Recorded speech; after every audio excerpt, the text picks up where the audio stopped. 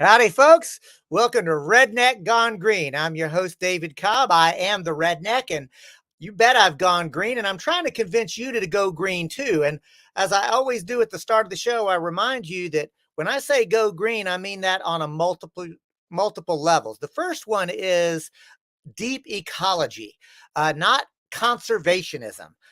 Nature is not out there. For me, going green means understanding the interconnected nature of life itself. Everything that we do to the web of life, we ultimately do to ourselves. Some people call that an indigenous worldview. Others call it eco-socialism. Others just call it common sense. Others call it science. I don't care how you get to that point, but my point is that ultimately we are in a web of life and we need to act accordingly. The second reason that I say go green is because I'm a Green Party member, a proud, unapologetic Green Party member, because I believe that the Democratic and Republican parties, although there are some differences to be sure, are ultimately the party of capital, they're the party of empire, and they are both versions of fascism.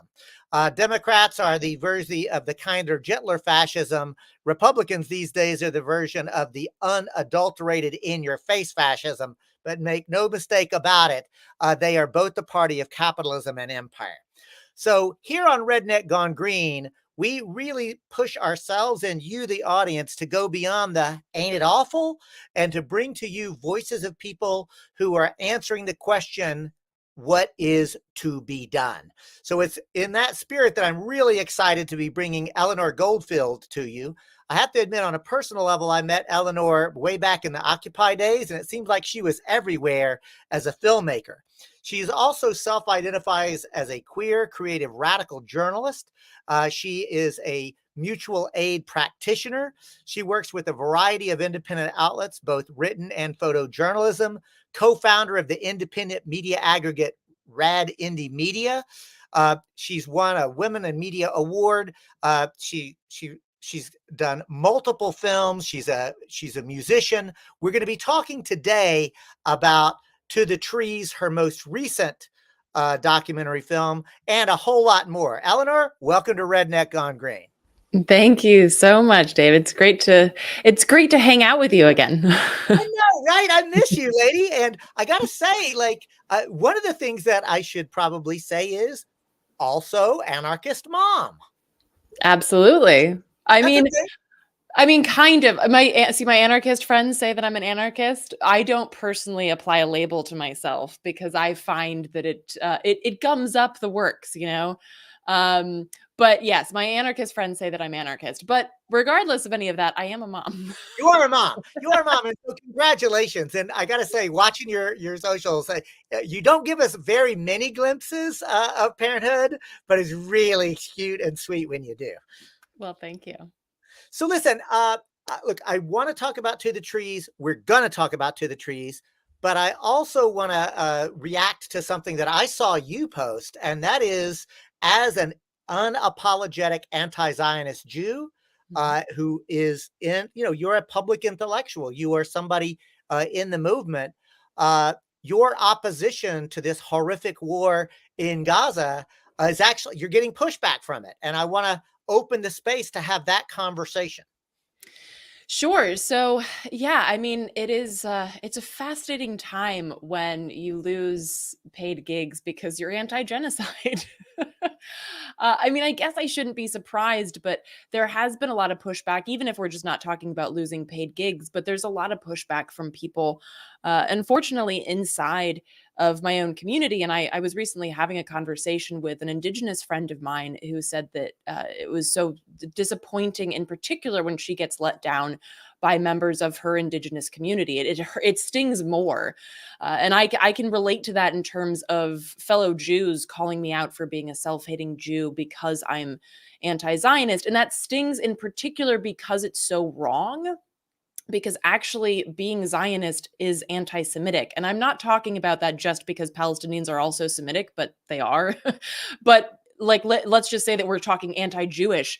It's actually pro-Jewish to be anti-Zionist, and I'll explain what I mean by that. Because Zionism is an inherently anti-Jewish project because it is a colonial project. It's a settler colonial white supremacist project, and therefore it is inherently anti-Jewish. It goes against our teachings. We are told when we're growing up that the Jewish plight is about fighting oppression because we ourselves have been oppressed throughout history. Our job as Jews is to speak out and act out against oppression wherever we may find it, and our job is to, as a little line that I have tattooed on my arm, justice, justice, we shall pursue, tzedek, tzedek tirdof, which means that not only shall we pursue justice, but we shall do so justly, and that means the antithesis of what we see happening in Palestine, in occupied Palestine. And so, really, it is inherently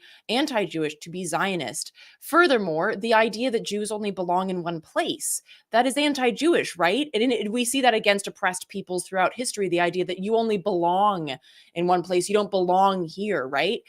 Jews, we have always existed all over the place since the advent of Judaism 6,000 some years ago. So we are at home, and this has been a pushback of the Jewish community that's anti-Zionist. Wherever we are, that is our home.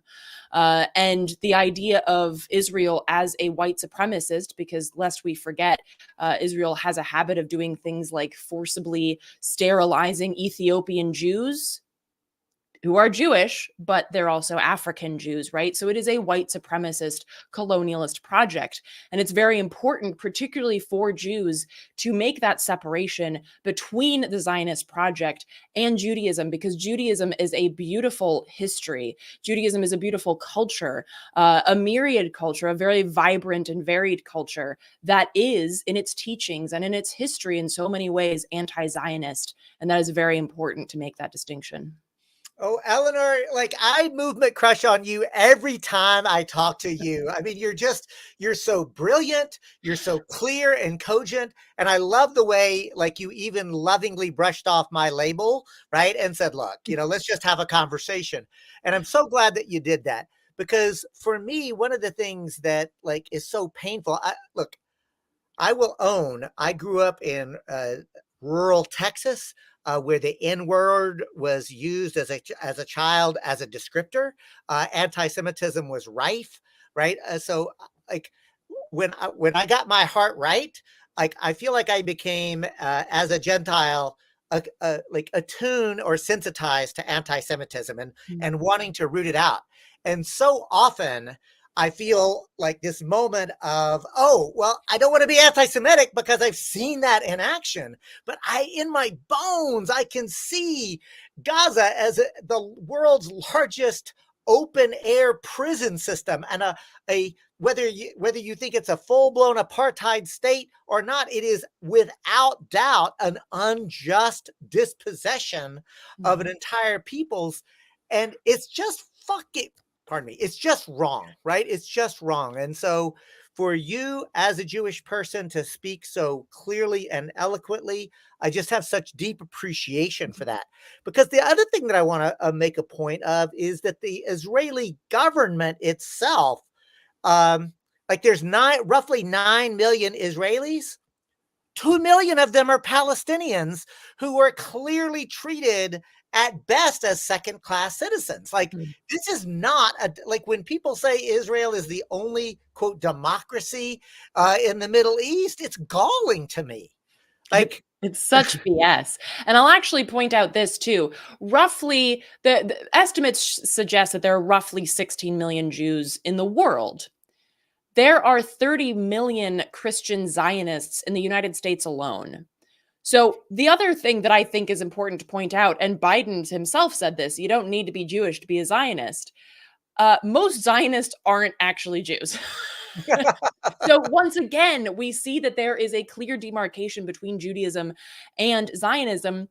And that's also why it's so important to call out when people say that it's anti-Semitic, because it is really just a tool. You know, a friend of mine who's just a rad human being, Jacqueline Lookman, said that Israel is a settler colonialist project with hiding behind a Star of David. And it's so true, right? And we see this, you know, for instance, like the Biden administration hides behind Kamala Harris and their press spokesperson who's a Black woman. Like, they just hide behind the facade of having people from oppressed and marginalized groups be their spokespeople. Well, Israel hides behind the Star of David. And I'm disgusted as a Jew that they hide behind such an important symbol of Judaism.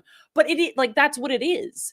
And so when you see people using that, don't get mad at the symbol, get mad at the people using the symbol, and the perpetuation of settler colonialism and white supremacy, wherever you see that, whether that be in the United States or in Israel or in, you know, wherever you might be. So that, again, like it's such an important distinction to make. And that's why I love this conversation, because it's really surfacing the interconnection between settler colonialism, white supremacy, imperialism itself, right? Like, because there's settler colonialism and then just full-blown empire, and capitalism, right? These are all power over dominator systems based on extraction, exclusion, and at least the world I want to live in, and that we at Redneck Gone Green are trying to help nurture into being, is not something brand new, Eleanor. A return to the indigenous worldview, where we recognize and celebrate cultural differences, to be sure, but also an interconnectedness, not just between, you know, ethnicities and human to human, right? But also to our cousins, the bears and the salmon, and even the redwood trees, right? We're all related. Absolutely. And I think that, and I'm sorry, I can't remember his name, but he's an Indigenous scholar based in Canada, and he was talking about how a lot of white folks want to, or just not Indigenous folks in general, want to kind of take the Indigenous perspective and make it their own, which is dangerous, right? Because then we step into that cultural appropriation, which is damaging, but damaging to both people. And so what he said instead is that in your own history, all human beings have a history somewhere of living in concert with nature. Otherwise, we wouldn't be here, because the only way that we've survived this long is because somewhere in our past we were able to live in concert with nature and to understand, oh, okay, this is what's happening here. I'm going to do this so that I can roll with whatever is happening in this climate or this ecosystem, because I'm a part of it. So he said, look into your own history. And that's hard, especially for people like, for instance, with my background, whether that be, European predominantly, or, North African or what have you. This is difficult because it's been covered up by the advent of capitalism, fencing in the commons, by the destruction of this kind of people's history that has flowed with the advent of capitalism, and even with fiefdoms and things like that. So it's hard, and some of it has to be kind of guessed at, but even that guesswork is powerful, and we can learn a lot from the indigenous cultures that are obviously still here.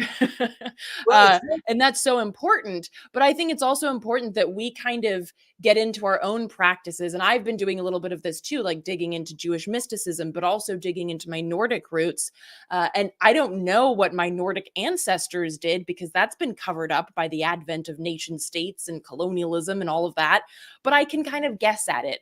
And I can be in these ecosystems and these spaces and feel like I'm part of it and feel that love that is inherent with the love of self that is mirrored in nature. And so I think like that's also an interesting point too, is the getting back to our roots, which is oftentimes something that's co-opted by white supremacists, like blood and soil and all of this, but in a totally twisted way. But really going back to our roots, even as white people, is going back to the actual roots and recognizing that we are part of nature. And that's really the only way that we're going to have a livable future.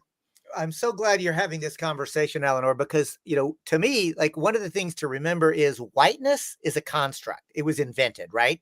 But ethnicities are absolutely real. Cultural identities are absolutely real. I happen to know, thanks to my mama and my mama and my papa and my cousin Wiley, who did some research, I know that I descend from Scottish and Irish folk who were pushed off of their ancestral lands through the enclosure movement, traumatized by the English Empire. Part of the reason I have a particular hatred of the English Empire, Eleanor, not English people. I want to be clear. Like English people, love them, love English people, hate the English Empire. And I think that the English Empire is probably the most hated empire, as should be, because how horrific they were. But the point is, my ancestors were traumatized, pushed off their ancestral land where they were living in balance and in right relationship, came to this continent, and then traumatized the indigenous people of this continent, pushing them off. So I say with clarity, I am a descendant of traumatized and traumatizer. Mm-hmm. There's plenty of trauma to go around. The commitment that I make is to try to learn how to be in balance. And I have the privilege of being a guest on Wiyot ancestral territory. Watch what I'm doing here, which happens to be the place where To the Trees was filmed. And I know several of the people that you interviewed on a very personal level. And I will say this, Eleanor, before we get to the Trees, and that is, I have had many Wiyot elders and members of the Wiyot tribe befriend me, talk to me, and so forth. And not a single one of them has told me, David, you have to leave Wiyot ancestral territory. What many of them have said, though, is, David, you need to learn to be here differently. Mm-hmm. And that's, I think, the lesson is, like, I have to be somewhere, right? How do we be wherever we are properly?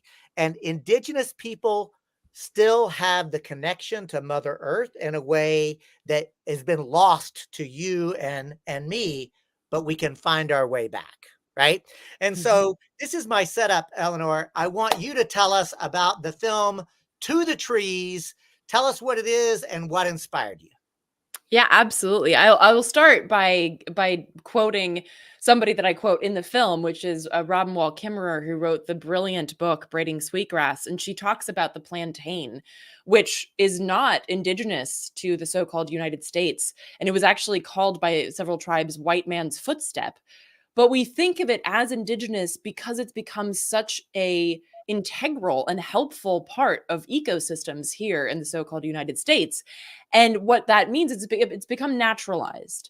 It can be used in herbalism for a variety of uses. You can put the leaves in salads and all kinds of things. So it's become a helpful member of the ecosystem, even though it's not indigenous. And that's the point that she makes in that book. And that's also one of the points that I make in the film. In the film, you're so right, takes place on Wiyot ancestral lands, and the dwindling amount of redwoods that are there. And there were once 2 million, like 2 million acres of redwood forests, old growth redwood forests in the Pacific Northwest. And now 2% of that is left. So, and before you go deep, because you let me actually see the film, and there's also a trailer. So what I want you to do is tee up the trailer that we're about to see. We're going to actually, for our viewers, you're going to get a chance to actually watch this incredibly poetic trailer. For those of you who are listening on the podcast, it will still be powerful. Listen to this audio. Eleanor, tell us just a word about To the Trees, and then we're going to play the trailer for the audience. Sure. So To the Trees is basically, it's a call to action, it's a dedication, and it's a promise, and it's a militant apology. And yeah, that's in a nutshell. Hit it, Jack.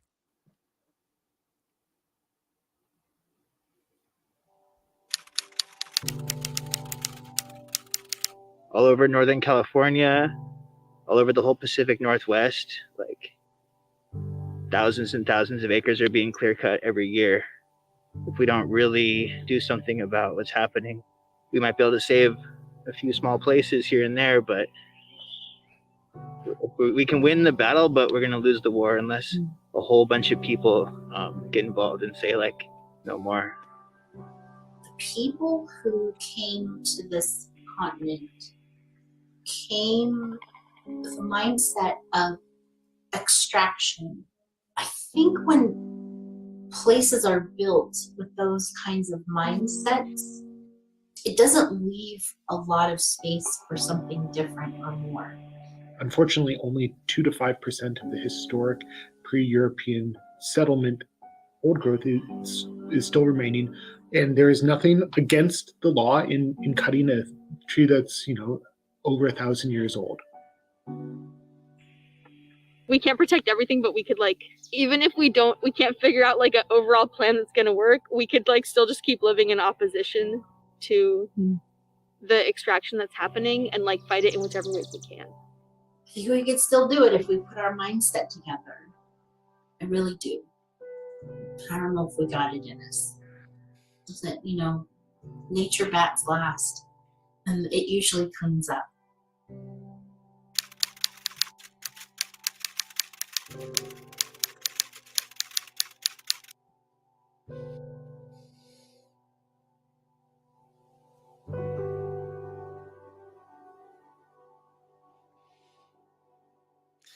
Eleanor, it chokes me up every time, like I've seen this, and the idea of a militant apology just really it lands for me. So I just really want to thank you.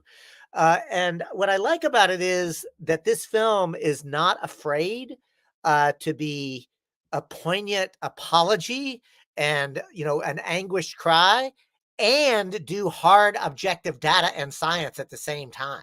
I mean, lady, you are a digital storyteller of the highest order.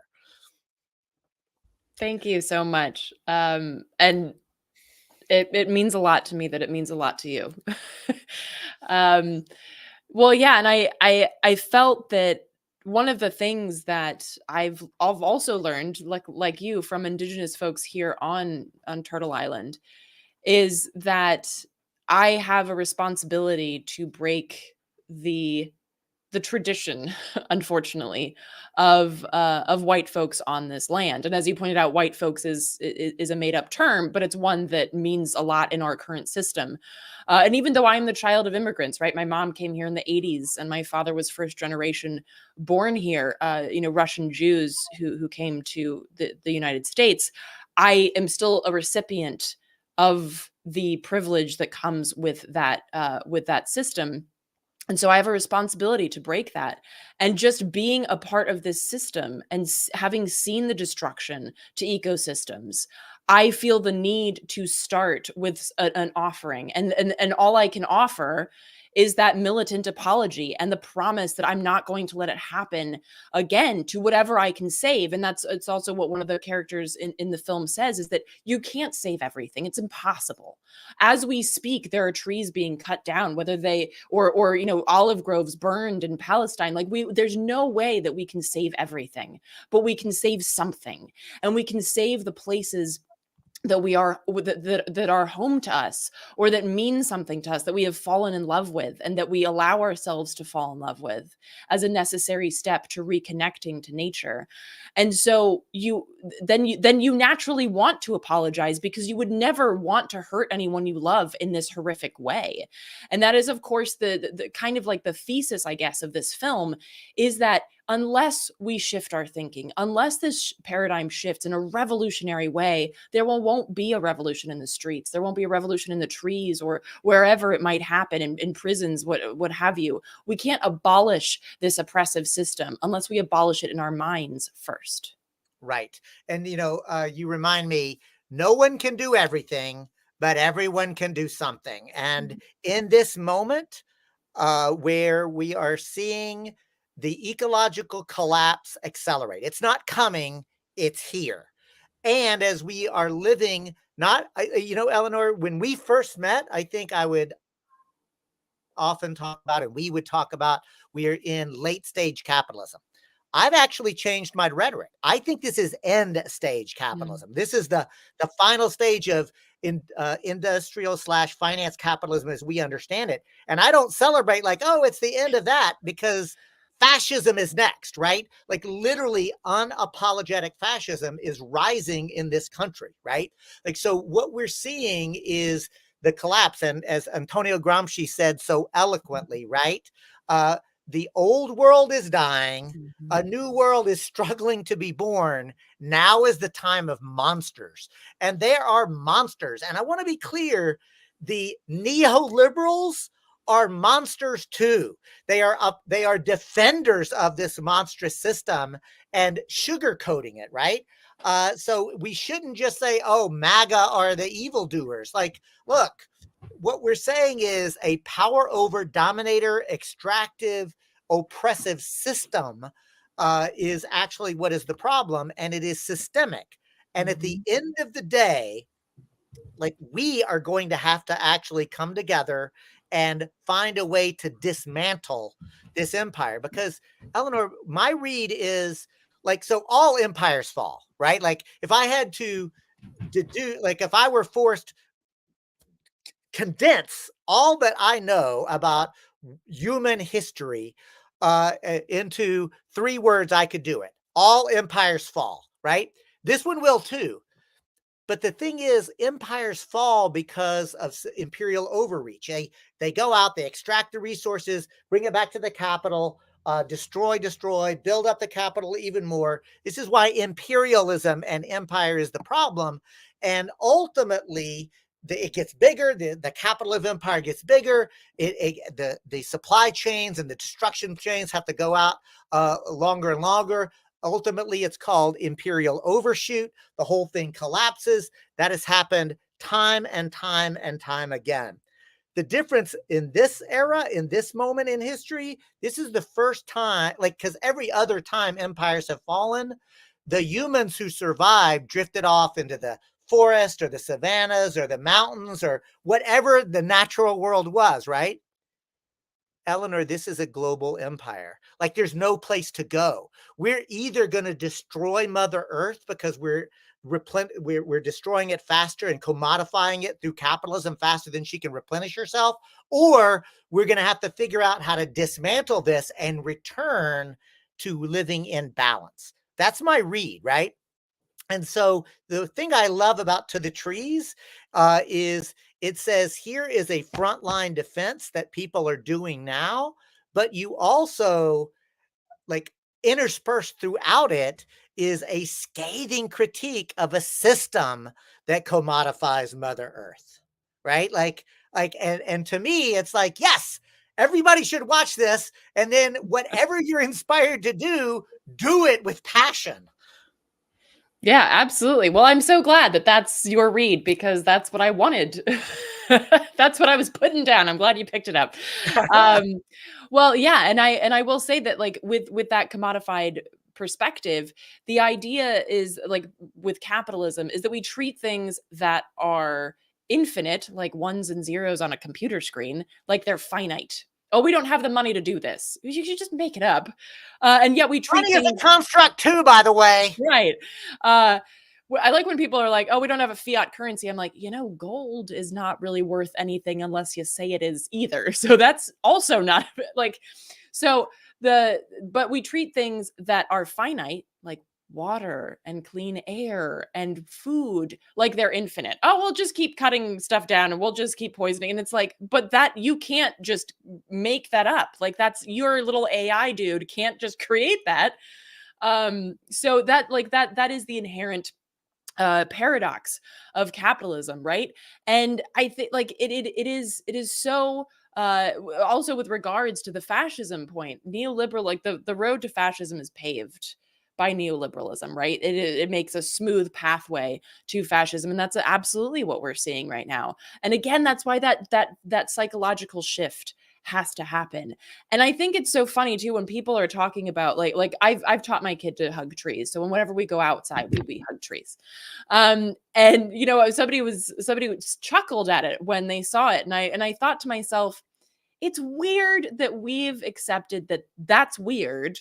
And yet if I had him dressed up like a logger with a little axe and he was hacking at the tree, everyone would be like, oh, that's so cute. And I'm like, how sick and twisted is that? That like, you think it's weird I'm teaching him to hug a fellow member of this ecosystem, but it's so chill if he were to come out and chop it down. Like, it is remarkable. And going back to indigenous cultures, there's a great book by Jack D. Forbes called Columbus and Other Cannibals, where he talks about, and he was an indigenous author, where he talks about something called Wetiko, which is a mind virus that has infected the quote unquote white man and our ability to interact with nature. And Marnie, who's a member of the Wiyot tribe, talks about this in the film too, and she likens it to Gollum, which as a nerd I love.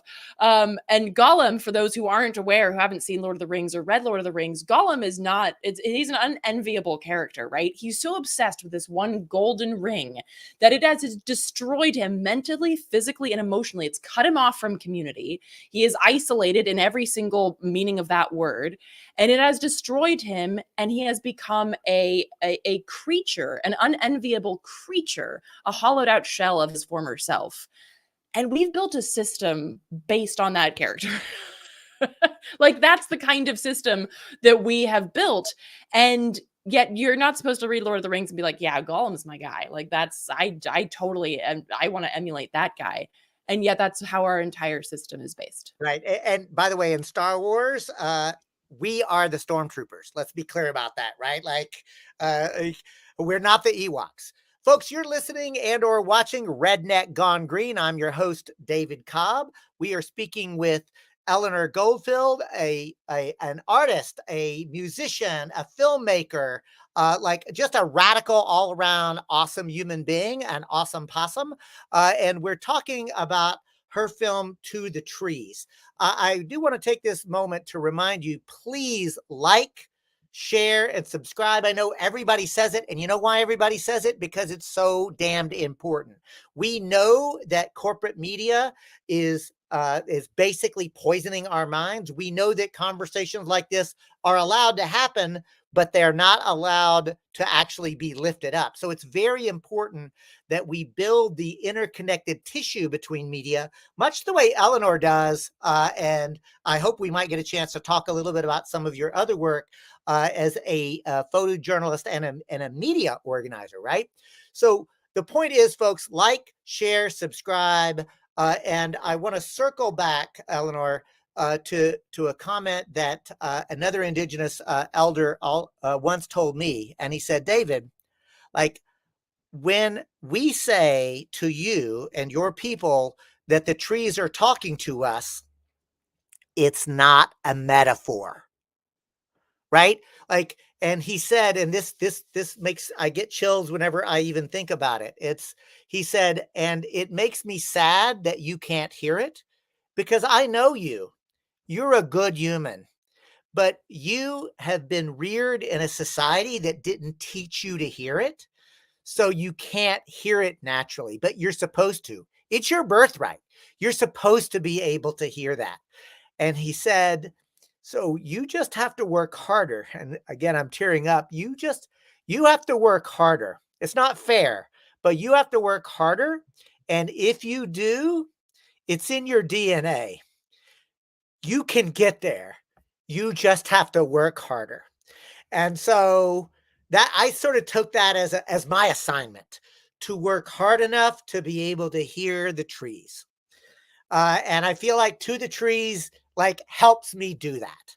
And I'm really so grateful. And I also, again, like, I want to circle back because this film is brilliant. How can people access this film? Well, David, thank you again, because that means so much to me, because that's definitely one of the things that I want people to get from this. And so if people can check out the film at tothetreesfilm.com. And you can also see other work that I've done over at artkillingapathy.com. Cool. And you've done a lot, like you've done photojournalism, you're filmmaker, at least I remember you used to tour with Rooftop Revolutionaries. So I am really curious about the work that you're doing that I haven't really, we haven't talked since you've really gotten heavy duty involved in building like media, like genuinely autonomous, independent media connections. So can you talk a little bit about that work that you're doing? Sure. So Rooftop Revolutionaries has been relegated to the annals of history, which is fine. All empires fall and all bands break up. That's those are two facts of life. So I did release a solo album, which is available on artkillingapathy.com. So the media work that I do, I work a lot with an organization called Project Censored and the Media Freedom Foundation, which is kind of the nonprofit umbrella that Project Censored sits under. And Project Censored releases a book every year of like the top 25 most censored stories, which are stories that you haven't heard on corporate media because it's corporate media. And really highlighting the fact that we do not have a free press in this country, because a free press is necessarily an adversarial press, right? If you have like CNN and the Wall Street Journal, New York Times, they're stenographers for the State Department. They basically, and they've said this too, like proudly, like we check in with the CIA before we print a story. And I'm like, hey, dude, you shouldn't say that out loud because that's not a good look. But it's become a good look to check in with the powers that be before you print a story, as opposed to printing a story because it goes against the empire and it holds them accountable. Our press in this country, the legacy press or corporate media, does not hold power accountable. And part of what we do is really highlight media literacy and how to see that is the case, that they don't speak for the people, that they speak instead for empire. So it's really about highlighting independent media, the fact that we don't have a free press, and the fact that independent media is consistently censored. Right. I know that we both know Lee Camp, and he is the most censored comedian in the country and shadow banned. Right. And this also speaks to the shadow banned, like for folks who, because I know our audience, right? Like they're not all hardcore lefties, right? We have some very interesting conversations. So I know what shadow banned is, but I want you to define that term because it's pretty damn chilling. Yeah, absolutely. And that's the thing, is that the powers that be are very malleable, right? They know that if they outright ban people, that's not a good look. It doesn't fit with the PR campaign that we are the land of the free, right? So instead they institute things like shadow banning, which means that, for instance, when Lee puts up a video and it goes on YouTube, and even if you subscribe to him on YouTube, you're not going to see it. They won't tell you that it's available. Or let's say that you used to follow him on Facebook, and then all of a sudden you realize one day, oh, I don't anymore. I wonder how that happened. Well, they kicked you off. They don't show the posts to anybody. So this is the point. It's not a ban. It's a shadow ban. In other words, because you don't know that you're not being able to access the material. So it's actually profoundly more insidious because you don't even know. Right, absolutely. And that's the point, right? It's like gaslighting people. They're supposed to stand there and be like, well, I thought I followed him, but oh man. And people will actually reach out to him and say like, hey, how come you don't put out any content anymore? Because they don't see it. And it's like, he does content constantly, but that's the idea. And then you also, you can try to contact YouTube. Good luck. You can try to contact Facebook. That's like you're working with the Atlantic Council. Good luck. And that's the idea. There's nobody to go to with these grievances and say, hey, I'm not reaching anybody. They know you're not reaching anybody. They're well aware. And that's the idea. But you can't say outright, well, they've kicked me off. He can say that they've deleted all of his videos from YouTube, which they have done, but that is a rare case. Most of the time it's shadow banning. And I've had this happen to me too, particularly when you say, like, if you title a video, Israel and Palestine, that will get shown to no one, not even your mother. Like that they just want to make sure that does not get out there. And so the way that things are titled, that's why folks might see, like, if somebody writes the word fascist, they might spell it with like a couple of stars so that scanners are less likely to see it, because if you have something in there that says like anti-fascist, oh, they won't show that to anybody. So that's why you might see people trying to get around these censors. And it's so wild that we have to do that, right? In a country where it's supposedly the First Amendment, free press, free speech. But it's not accessible. The idea is that we don't actually have access to free speech or free press in this country. And that's also why critical media literacy is so important, because if you don't know what you don't know, then you can't fight it, and you can't fight for the rights that you don't know you don't have. And it's really so like this idea of a free press is galling. And I'll tell you what else is galling is the idea of the quote liberal media. I like to tell people, like, look, this like legacy media is, like the media is just as liberal as the billionaires who own it, right? Like, and the thing is, it's also not a quote conservative media. Let's be clear about that. Like, it is a corporate media. It is a media that is literally designed to commodify everything. And what they're selling is actually access to your eyeballs and your ears and your mind, right? Like, that's literally the business model. Make no mistake about it. Like, the idea of creating a medium by which ordinary people can talk to each other and educate each other and inspire each other and love each other. Like, if you can't commodify it, it doesn't exist in the corporate media world. Right. And that's why you'll never hear a story on corporate media about how we should live in concert with nature. Because, like, how do you sell that? How do you sell somebody love of a tree? Like, that's not a thing. I'm sure somebody has tried, but and that's all. Like, just going back to the Gaza thing, if you look at how the media treats what's happening, one of my favorite, I mean, least favorite really, but what, like, Reuters published, I think it was October 13th or something. A journalist killed by missile fired from the direction of Israel. What? Just say Israel fired a missile that killed it, but they can't say Israel did it. They can't do it. But meanwhile, Hamas did this and Gaza did this. And so the aggressor in the corporate media is always the Palestinian. And Israel is always it's always the passive voice, right? It's always, this thing happened and I don't know how it happened, but all these people in Gaza died. What they die of? The flu? Like, no, they're being murdered. But you're not going to see that. And this is also like the importance of recognizing propaganda and recognizing that we are propagandized. We are programmed and propagandized from these headlines, to the point that you made, David, about how you were programmed to not hear trees speak. It goes from the micro level down to like the very core of our being and our ability to connect with each other and nature. And even just like, and it goes from that level to the level of just using the passive voice to talk about a genocide. They were being genocided. Oh, by who? I don't know. It's mystery. Well, here's the one.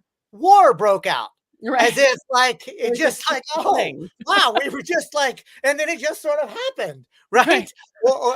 Or the other one, a woman was assaulted. It's like, no, like a man assaulted a woman. Once we are attuned to the language and the kind of media literacy you're talking about, I got to tell you, folks, once it's like being like either nearsighted or farsighted. Like, you're not blind, right? But everything is kind of fuzzy. But to me, once I had the analysis of white supremacy and capitalism and heteropatriarchy and settler colonialism, bam, everything makes sense, right? And the thing is, U.S. history is confusing because we're taught liberty, justice, equality. We're taught all these wonderful things. I mean, Eleanor, I'm of a generation, I can still remember being so proud to be an American because we were the great shining light on the hill. And not only did we live in liberty, justice, and equality, but we were going to guarantee it for the whole world. As a little boy, I was so proud, right?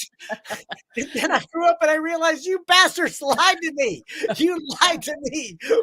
And yeah, I guess that's it. Like, once you have the lens, you see with clarity and everything starts to make sense. And what I'm encouraging on Redneck Gone Green is, let's have honest conversations with one another.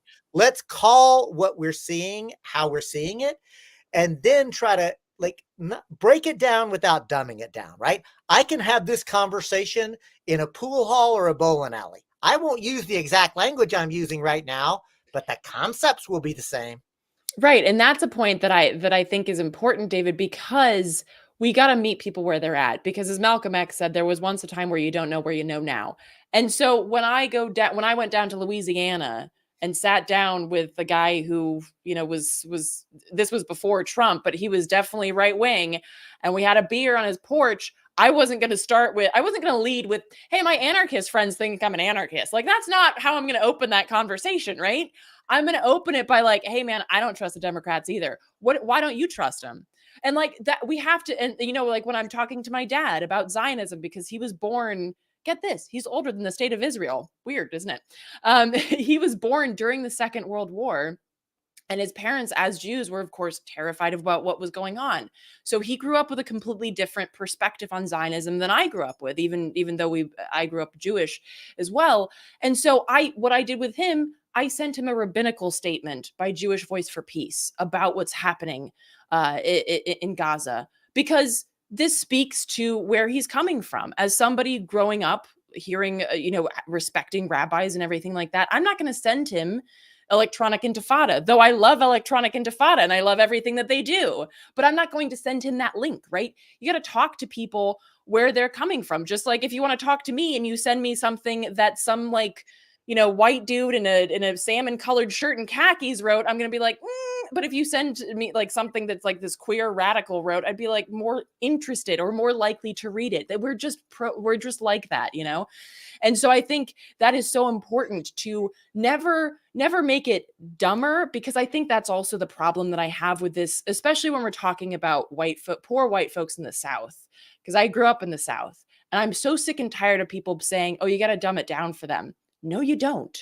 Because people are not stupid. You don't have to be told what it feels like to be oppressed. You might not know the specific academic language, but nobody needs to be told what it feels like. What we really got to do is listen to folks and then talk to people about the analysis and talk about why their analysis is incorrect based on the programming that we've all received, and open some doors and open some books and open some minds and ideas. But it's never dumbing down. You wouldn't say that it's dumbing it down to speak French. It's just a different way of speaking. So we got to speak to people in the languages that they understand and that they feel comfortable with. So, Eleanor, I got to say that you have elicited so much good conversation in the chat, which I'll be honest, I normally follow, but I've been so enraptured by this conversation. So I'm just going to apologize to the audience that I normally pay much more attention to the chat. And I'm going to ask you, if you've got a specific comment or question at this point, even if you've already made it, please drop it in there and we'll pay a little more attention, because one of the things that we're proud of on a Redneck Gone Green is we typically do engage the audience, and I've just not done so, again, because I've gotten so wrapped up in this fantastic conversation. But I do know that I want to lift up that Z Manny, who is a frequent commenter and participant, is lifting up gerrymander as a good resource to connect the inherent tech properties to institutional structures, to the indigenous worldview of nature and politics. I just wanted to lift that one up. I'm curious for you, Eleanor, if there are others that you think of as particular. You've already mentioned Robin Wall Kimmerer, whose books Braiding Sweetgrass is like poetry in the form of prose. Are there others that you sort of follow or you want to lift up that are voices that we don't normally hear on corporate media? Oh man, God, how much time you got? I mean, I as a bit of a nerd, not a bit of a nerd, I'm a total nerd. There's a long list of people in print and even in film and poetry and in art that have held my hand through my ongoing journey against this programming. And I should say, just off the top of my head, folks like James Baldwin and Bell Hooks, I'm totally blanking on her name because I'm terrible with names, but the woman who wrote An Indigenous People's History of the United States. I think those books have done, I mean, Chris Hedges, Confessions of an Economic Hitman was very pivotal for me in understanding the link between capitalism and colonialism. I mean, there's just so many people that have opened those doors for me to really start connecting issues and start digging down to the roots. And this is also why I call myself a creative radical. I told you I'm a nerd, because the root of the word radical means root. And so as such, I really get off on digging to the root causes of things. And of course, they're always intertwined and interconnected. And so those are some of the folks that have helped me open those doors and walk through them. And I mean, again, I could like, and music too, you know, like Rage Against the Machine, you know, like there's just so many that my brain right now is going so fast that I will never be able to actually catch up with it. I do want to lift up Michael, who is a personal friend who watches and drops in from time to time. Michael says, if you don't put forward your actual ideas in plain language, you can't know what people will think of them or what they might do about them. And I think that that's something that is a very powerful way to think about it. Like, again, I can have these conversations at a pool hall or a bowling alley. And it basically starts with, you know, what do you think about the boss man? Like, and like, it doesn't take much at all to get working class folks. And I mean, like white Southern working class folks to rail against the billionaire class. Like, fuck those bosses, right? Like, they got their boot on our neck and we know it. Like, again, like if you're actually even moderately skilled and willing to listen, you can actually pretty quickly find some common ground with folks. But what you have to do is be willing to understand that the casual racism and the casual sexism that you're going to hear is not an indication of an enemy, but of somebody confused, right? And I really mean that. Right. And I think that this is something that I think also speaks to the importance of having people that look like us do this work, right? And I think it's also important why there needs to be more of this organizing happening in poor white communities, particularly in the South, because a lot of people just treat them like they're a foregone conclusion for the KKK and everything. And of course, they will be if we never step into our own communities. I mean, I'm from the South too, and do anything about it.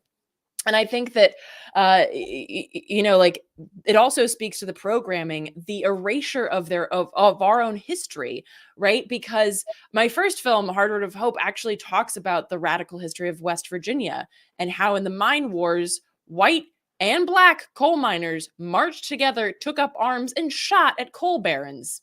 Did we learn about that in school? Because I didn't. Because of course they're not going to tell you that you and a bunch of black folks could take up arms and shoot at the corporate overlords. They're not going to tell you that. I mean, the Battle of Blair Mountain is like, I cry when I think about the Battle of Blair Mountain, right? And there are so many examples of that.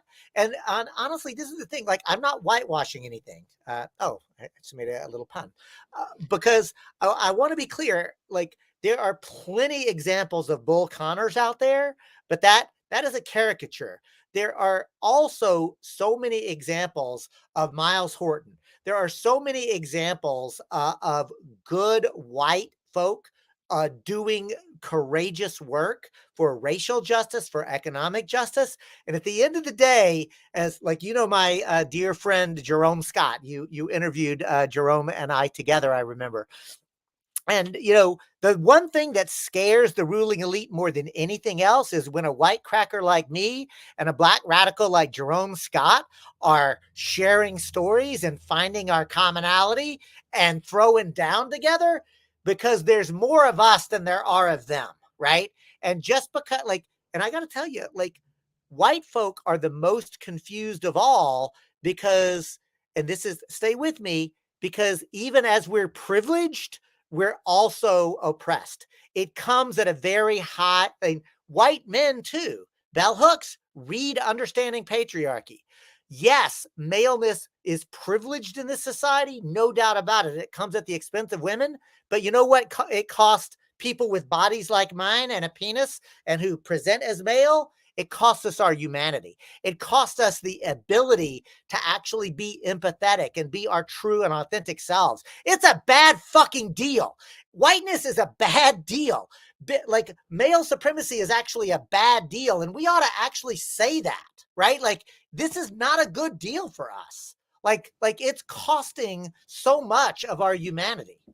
Yeah, absolutely. And I love Bell Hooks, her book Will to Change also, that talks about how the first lesson that boys learn is that they're not allowed to have emotions other than rage. And when you look at our society, that's quite clear, because the only male emotion that is uplifted and supported is rage. And doubly so for white men.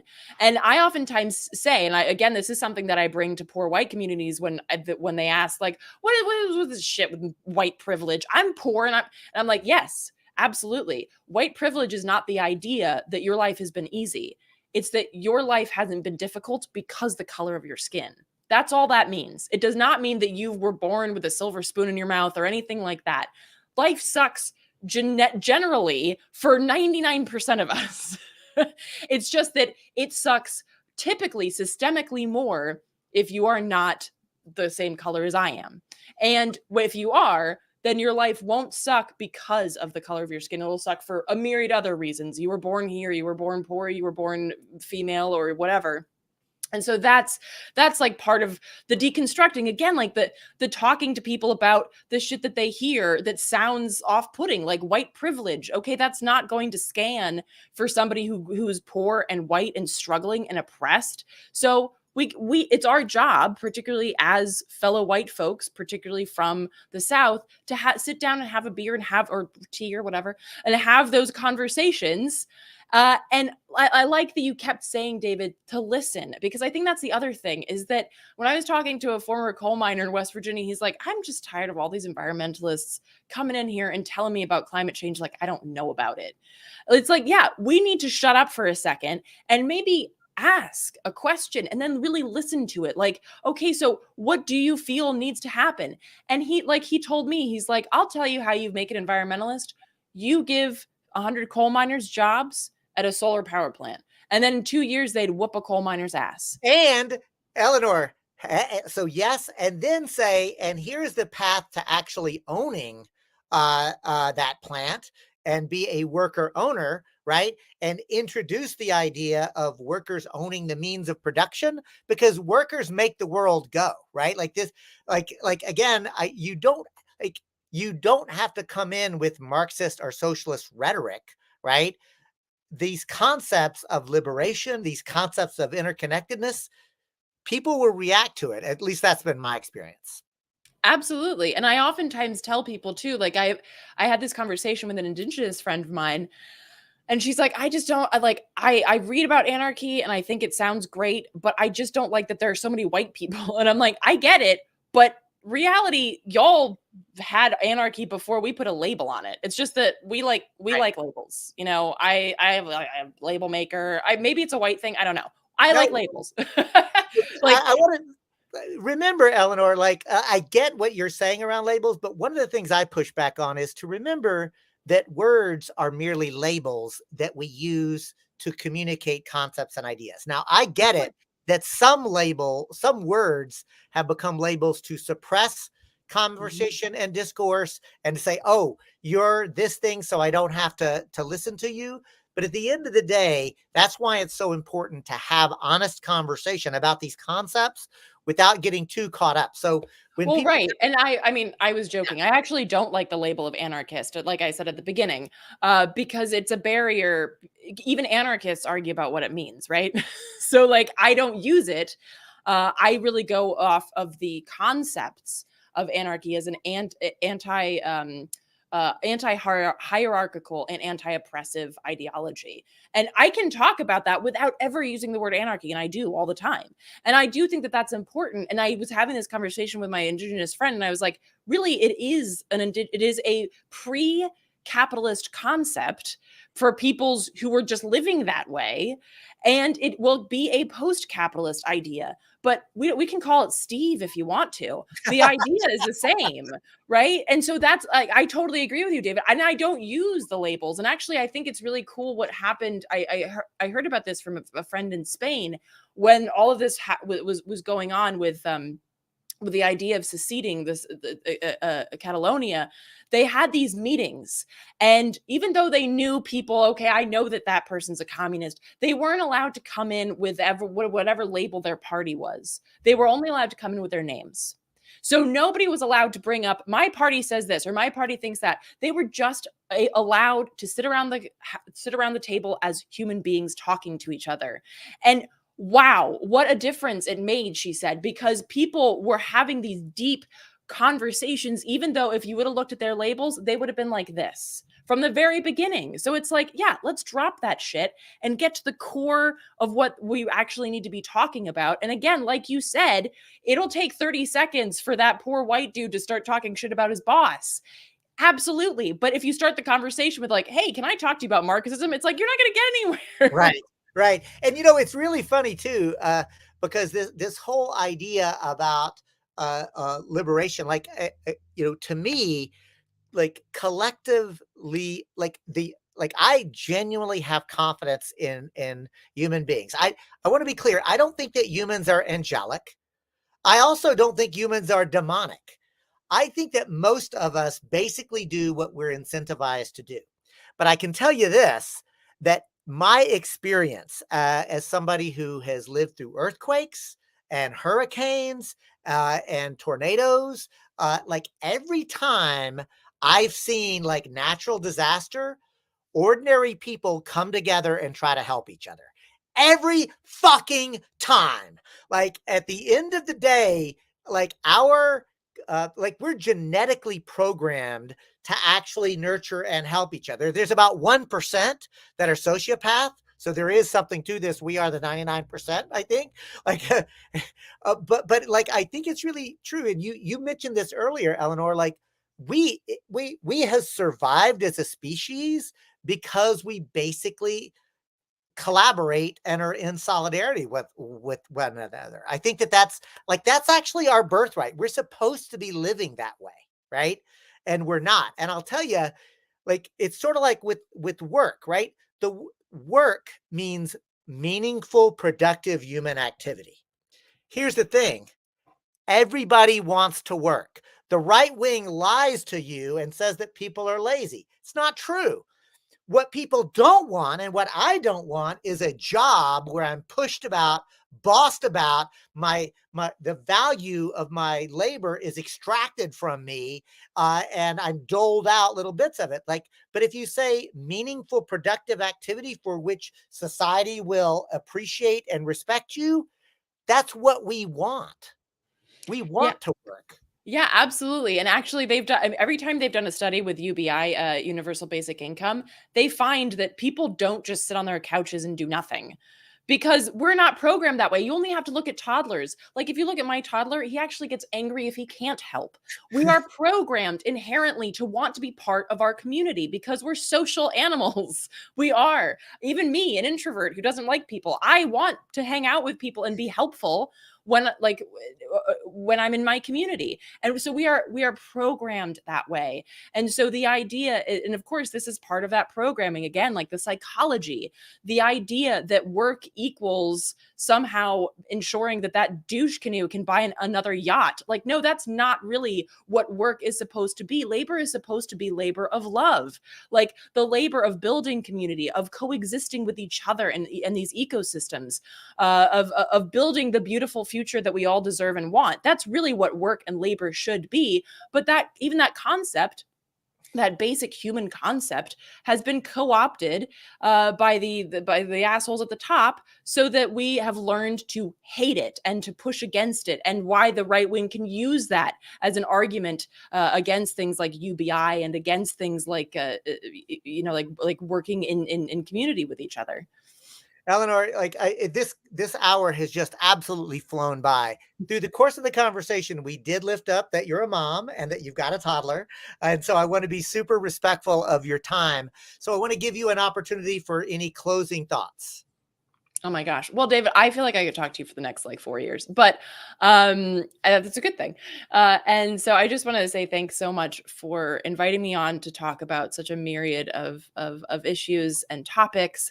Thank you so much for the work that you do. It's so important. And I think that especially that like you and having your history and your perspectives is such a guiding light to a lot of people who are stuck in the programming that we've talked so much about. So thank you again so much for being you and for inviting me on here. And folks can find all of my work, including To the Trees, over at artkillingapathy.com.